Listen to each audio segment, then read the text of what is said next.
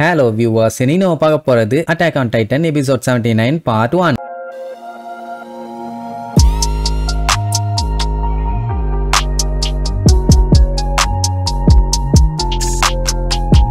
Open பண்ணா அப்படியே பழைய சீன் ஒன்று காட்டுறாங்க. அதாவது எரன் பிறந்தப்போ பாத்தீங்கன்னா ஜாலியா விளையாண்டுட்டு இருப்பான். ஆக்சுவலா இது பாத்தீங்கன்னா கிரிஷா ஏகரோட மெமரிஸ். ஜீக் பார்த்துட்டு பரவாயில்ல, இந்த ஃபேமிலி கூட நல்லா ஜாலியா தான் விளையாண்டுட்டு இருக்காரு. ஆனா இதுக்கு முன்னாடி இருந்த அவரோட ஃபேமிலி அண்ட் ஃப்ரெண்ட்ஸை தான் நரகத்துக்கே அனுப்பிட்டாரு. இதை பாத்தீங்கன்னா ஜீக் நம்ம எரன்ட்ட காமிச்சிட்டு இருப்பான். இதெல்லாம் ஏன்டா காமிச்சிட்டு இருக்கான்னு கேட்டா வேற என்ன, நம்ம அப்பா கிரிஷா ஏகர் எப்படி உன்னை பிரெயின் வாஷ் பண்ணி உன்னை எப்படி இந்த மாதிரி மாத்தினாரு அப்படிங்கறத காட்டுறதுக்கு தான் நான் கூப்பிட்டு வந்தேன். என்னால எவ்வளவு மெமரிஸ் காட்ட முடியுமோ அவ்வளவு மெமரிஸ் காட்டுறேன். அப்பதான் நம்ம அப்பா எவ்வளவு மோசமானவர்னு உனக்கு தெரியும் அப்படின்ட்டு போவான். போறப்போ நல்ல ஜாலியான வாழ்க்கை தான் வாழ்ந்துருக்க கிரிஷா. ஃபர்ஸ்ட் ஃபேமிலியை பத்தி கொஞ்சம் கூட கவலை இல்ல, ஏன் முதல் சன்ன டோட்டலாவே மறந்துட்டியே அப்படிங்கிற மாதிரி சொல்லிட்டு போவான். சரின்ட்டு ஏறனும் பின்னாடியே போவானா. அடுத்த மெமரி கொஞ்சம் வளர்ந்த ஏறனு, அதுலயும் பாத்தீங்கன்னா அவங்க அப்பா அவங்க கூட ஜாலியா இருந்திருப்பாரு. அதுக்கப்புறம் அடுத்த மெமரிக்கு கூட்டு போவான். இதுதான் நம்ம அப்பாவோட உண்மையான முகம் அப்படின்ட்டு அவரு பணக்காரங்களுக்கு எல்லாம் டாக்டர் வேலை பார்ப்பாருல்ல, அந்த சீனை காட்டுவானுங்க. அவர் பாத்தீங்கன்னா பெரிய பெரிய பவர்ஃபுல்லான ஆளுங்களுக்கு ட்ரீட்மெண்ட் பார்த்து அவங்க கூட நல்லா க்ளோஸா பழகி கிங் எங்க இருக்காருன்னு கண்டுபிடிச்சு அந்த ஃபவுண்டிங் டைட்டனை திருடுறதுக்கான வேலையை பார்த்துட்டு இருந்தாரு. இதுல ஏதாச்சும் கொஞ்சம் எசக புசக ஆச்சுன்னா அவரோட ஒய்ஃபுக்கும் சன்னுக்கும் தான் பிரச்சனை. ஆனா அதை பத்தி அவருக்கு கவலையே இல்ல. ஏன்னு தெரியுமா அப்படின்னு கேட்ட உடனே எரனு வேற எதுக்கு எல்டியாவை திரும்பி கொண்டு வரணுங்கிறதுக்காக அவரோட ஃபேமிலியவே அவர் பணயமா யூஸ் பண்ணியிருக்காரு. இப்ப எனக்கு புரியுது, நான் பிறந்திருக்கவே கூடாதுங்கிற மாதிரி சொல்லுவான். அதாவது எரனுக்கு புரிஞ்சு போச்சு. ஜீக்குமே சந்தோஷமா இருக்கும், பரவாயில்ல மறுபடியும் புரிஞ்சுக்கிட்டான்னு. இந்த மெமரிஸ்க்கே நீ ஒன்னும் அவசரப்பட வேண்டாம், இன்னும் நிறைய டைம் இருக்குது, வா அடுத்தடுத்து ஒவ்வொரு மெமரியா அவர் என்னென்னலாம் பண்ணாருன்னு எல்லாத்தையுமே காட்டுவாங்க. அவரும் டாக்டர் மாதிரி ஒவ்வொரு இடங்களுக்கா போய் ட்ரீட்மெண்ட் பாக்குற மாதிரி அழகா கிங்க பத்தி விசாரிச்சுட்டு போய்கிட்டே இருப்பாரு. இவனும் அந்த மெமரிஸ் எல்லாம் பாத்துக்கிட்டே இருப்பானுங்க. அப்படி ட்ராக் பண்ணி போனப்போ கடைசியா ஒரு சர்ச்சு கிட்ட வந்து நிக்கும். இத பார்த்த உடனே எரனுக்கு செம்மையா ஷாக் ஆகும். இவ்வளவு சீக்கிரமா இந்த சர்ச்சை கண்டுபிடிச்சிட்டாரான்னு. ஜீக்குக்கு என்ன ஏதுன்னு புரியல. ஏன்னா அவனுக்கு இந்த இடத்த பத்தி எல்லாம் ஒண்ணும் தெரியாது இல்ல. இது வேற எந்த இடமும் இல்ல, அந்த கிங் ரைஸோட ஃபேமிலி இந்த சர்ச்சுக்கு அடியில தானே நம்ம எரனை கட்டி போட்டு ஹிஸ்டோரியாவை சாப்பிட சொன்னாரு. அந்த சர்ச்சு தான் இது. இதை கேட்ட உடனே ஜீக்குக்கே ஷாக்கு. இவ்வளவு சீக்கிரமா கண்டுபிடிச்சிட்டாருன்னா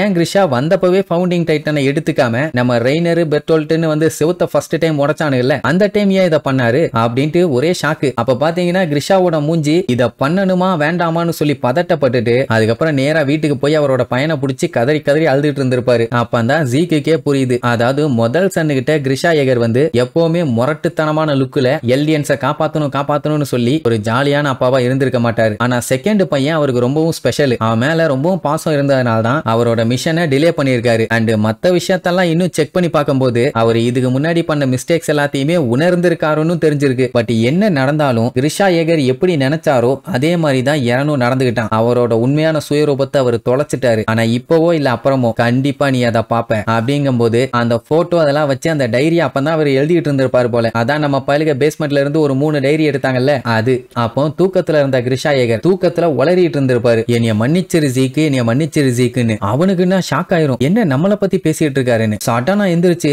ஜீக் இது நீயா அப்படின்ட்டு நம்ம ஜீக்க பார்த்தே கேட்பாரு. மெமரிஸ்ல இருக்கும்போது எப்படி நான் அவரு கண்ணுக்கு தெரியுறேன் அப்படின்னு அவன் ஷாக்ல இருக்கும்போது சுத்தி முத்தி பார்த்துட்டு இல்ல நம்ம பையன் சின்ன பையன், இது வயசான ஆளு, கண்டிப்பா ஜீக்கா இருக்காது, இது ஜஸ்ட் கனவு தான் அப்படின்ட்டு மனுஷன் கவலைப்பட்டு இருப்பாரா. நம்ம ஜீக்கால இதை நம்ப முடியல அப்படின்னா என் மேலேயும் இவருக்கு பாசம் இருக்குதா அப்படின்ட்டு அப்படியே லுக்கு விடுவான். உடனே எரனோ வா அடுத்த மெமரியை பார்க்கலான்னு கூப்பிடுவான். அடுத்த மெமரியில பாத்தீங்கன்னா எரனுக்கு ஒரு 9 வயசு. அவர் பாத்தீங்கன்னா எரனை அந்த டைம் நல்லபடியா பாத்துக்கிட்டாரு. சொல்ல போனா அவனை அவர் இஷ்டத்துக்கு வளர விட்டாரு. இதெல்லாம் வச்சு பார்க்கும்போது அவரு என்ன பிரெயின் வாஷ் பண்ண மாதிரி உன்ன பண்ணல போலயே அப்படின்னு சொன்னோன்னே, ஏண்டா வருஷ கணக்குல அவரோட மெமரி ஸ்கூல்ல கூப்பிட்டு சுத்திக்கிட்டு பிரெயின் வாஷ் பண்ணலங்கிற லூசானின்னு கேட்டா, ஆமா நீ இதுக்கு என்னைய ஏமாத்துன, உனக்கான அப்பாவா அவர் இருந்தப்போ டைட்டன்ஸ பத்தி எல்லாம் அவர் ஒண்ணுமே உனக்கு சொல்லல. ஆனாலுமே அவரு என்ன நினைக்கிறாரோ அதுக்கேத்த மாதிரி தான் நீ ஃபைட் பண்ணிட்டு இருந்த. எதுக்காக எரன் இப்படி கடைசியில வந்து மாறின? என்னைய சின்ன வயசுல பிரெயின் வாஷ் பண்ணி ஏமாத்தின மாதிரி தான் உன்னைய ஏமாத்தினாருன்னு நான் நம்பினேன். ஆனா அந்த மாதிரி எல்லாம் எதுவுமே இல்லையே. ஃபவுண்டிங் டைட்டன் பவரை வச்சு நீ அப்படி என்னதான் பண்ணணும்னு பிளான் பண்ண அப்படின்ட்டு இப்ப ஜீக்குக்கே ஒரே குழப்பம். எரன் என்னதான் மைண்ட்ல வச்சிருக்கான்னு. அவனை பண்ண மாதிரி பண்ணாருன்னு தானே இவ்வளவு வேலைத்தனம் பண்ணா. இதை கேட்டதுக்கு நான் பிறந்ததுல இருந்தே இப்படித்தான் அப்படின்னு சொல்லிட்டு ஒரு மெமரியை காட்டுவான். எதுனா நம்ம பையன் மிகாசாவை காப்பாத்த ஒரு சம்பவம் பண்ணல, அந்த சம்பவத்தை காட்டுவான். ஜீக்கே மிரண்டுட்டான். நீ நினைச்சுக்கிட்டு இருக்க நானும் அவரும் ஒண்ணுதானு?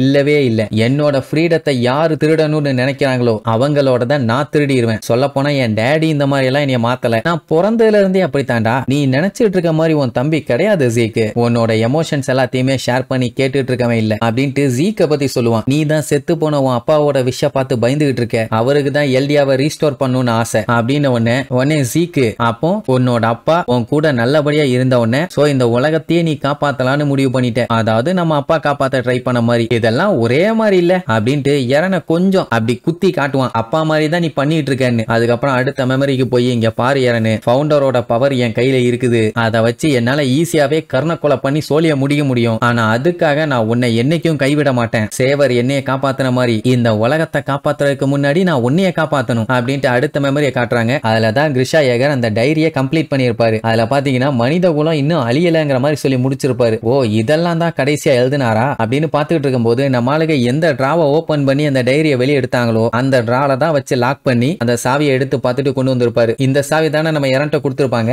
இப்போ அப்படியே கட் பண்ணி நம்ம எபிசோடு 1ல பார்த்தோம்ல, மிகாசாவும் எரனும் விறகு கட்டையெல்லாம் கொண்டு வந்து வீட்டுல போட்டாங்களே அந்த சீன். அப்போல்லாம் அவங்க அம்மா கூட அவன் ஜாலியா இருந்தான். அதுக்கப்புறம் என்ன நல்லா சாப்பிட்டுட்டு இருக்கும்போது அவங்க அப்பா எனக்கு ஒரு முக்கியமான வேலை இருக்குது, இன்டீரியருக்கு போயிட்டு நான் ஒரு 2 நாள்ல வந்துருவேன் பாரு. அப்போ மிகாசா அவங்க அப்பா கிட்ட எரன் வந்து ஸ்கவுட் ரெஜிமெண்ட்ல சேரணும்னு முடிவு பண்ணிட்டான் அப்படின்னு அவங்க அம்மா அப்பா கிட்ட சொன்ன உடனே அவன் கத்திட்டு கிடப்பான். ஏன் மிகாசா சொன்ன, உன்னை சொல்லக்கூடாதுன்னு சொன்னல, அறிவிலியா உனக்குன்னு சண்டை போட்டிருப்பான். அவங்க அம்மா பிடிச்சு வாங்குன்னு வாங்கியிருப்பாங்க. ஏன்டா லூசு பாயில, அதுல போய் எத்தனை பேர் சண்டை போட்டு செத்துருக்காங்கன்னு உனக்கு தெரியாதா, அதுல போய் சேரணுங்கிற அப்படி இப்படின்னு ஜீக்குக்கெல்லாம் அப்படியே ஷாக்கு. அப்பவே பைய உயிரை பத்தி கவலைப்படாம டைட்டன்ஸ் கூட சண்டை போடணும்னு முடிவு பண்ணிட்டானான்னு. ஆமா நீ எதுக்குடா ஸ்கவுட் ரெஜிமெண்ட்ல சேர்ந்து வெளியே போய் சண்டை போடணும்னு ஆசைப்படுறேன்னு அவங்க அப்பா கேட்டதுக்கு, என்னால இங்கேயே அடைஞ்சிருக்க முடியாது, வெளி உலகம் எப்படி இருக்குன்னு நான் பார்க்கணும், என்னோட மொத்த வாழ்க்கையையும் இந்த வாழ்க்குள்ளேயே சும்மா இருக்க முடியாது, நான் மட்டும் இதை பண்ணலன்னா இங்க வாழ்ந்துகிட்டு இருக்கவங்க எல்லாம் எதுக்கு வாழ்ந்தோம் எதுக்கு செத்தோன்னு கூட தெரியாம செத்துக்கிட்டு இருப்பாங்க, என்னால எல்லாம் அப்படி இருக்க முடியாது அப்படின்னு ஒண்ணு. நம்ம பயலுக்குள்ள இப்படி ஒரு வெறி இருக்கான்னு அவங்க அப்பாக்கு அப்படி ஒரு ஷாக்கு. அவர் அவனை திட்டுவாருன்னு பார்த்தா அதெல்லாம் எதுவுமே சொல்லல. என் போட் இங்க இருந்து கிளம்ப போது, நான் சீக்கிரமா கிளம்புறேன் அப்படின்ட்டு கிளம்புவாரா. உடனே எரனோட அம்மா கிரிஷா கிட்ட அவன்கிட்ட கொஞ்சம் பேசுங்க, பய லூசு மாதிரி பேசிட்டு இருக்கான்னு சொல்லுவாங்க. கார்லா